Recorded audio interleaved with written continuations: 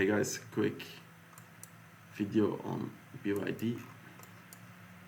I'm gonna ignore all the previous price action, but just from this low here in 2020, I could count a 1, 2, 1, 2, 3, 4, 5, 4, 5 potentially.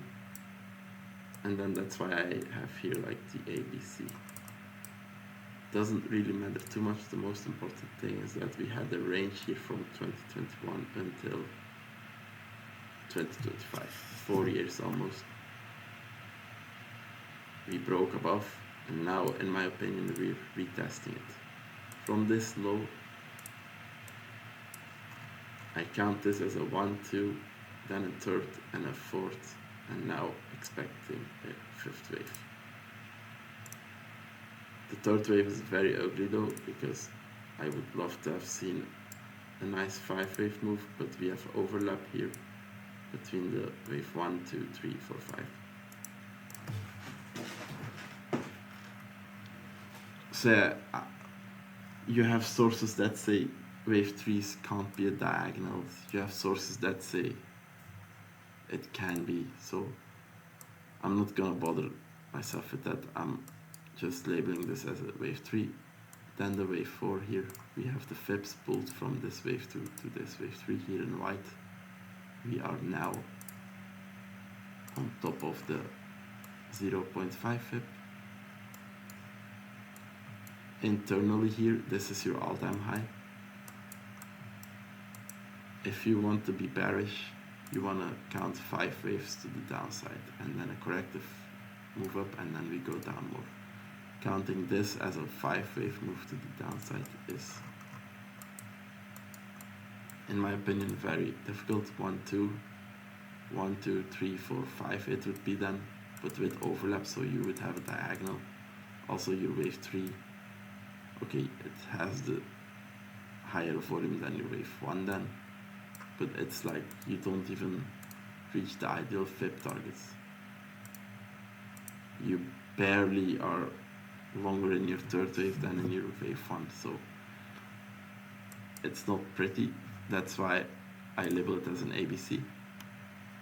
These orange fib targets here are measured from your A wave to your B wave, giving a C wave target box.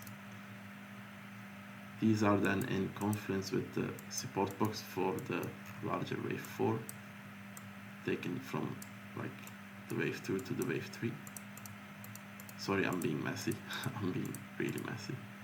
But yeah, so we have confluence, the support fibs, the target fibs, and then this whole range of 4 years. You can see this box has been tested a lot of times. So yeah, together with this, all of this, and then yeah, this falling wedge, you could say people are trading patterns as well. For me, all of this like gave an eye on BYD, and I entered the position here and have my stop loss below the 618. I risk pretty much, like it's a lot, but I'm confident that in, like, it's no financial advice, but for me, I will take this trade. If I get this opportunity, I will always trade. Because also if you count this as a 5 wave move down, okay, 1, 2, 2, 3, 4, 5, maybe a 4, 5. Once you get 5 waves, you at least need to bounce before you continue. So that's why, in my opinion, probabilities are higher. We at least bounce before we go any deeper. On the weekly, yeah, we're now quite deep, but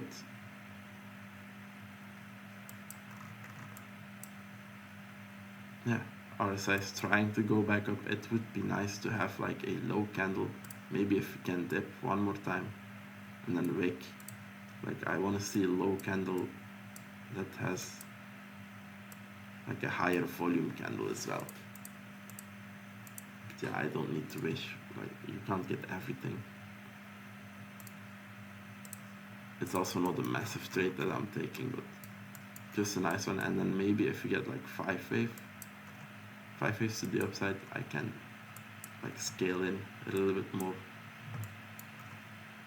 But for now, yeah, because from the low as well, you hit the 886 here. You can't really count a 5-wave move, so we might dip one more time, but that's okay for me.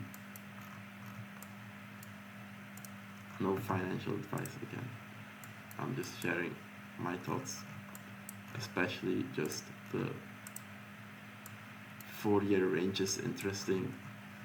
I don't think we're just gonna fall back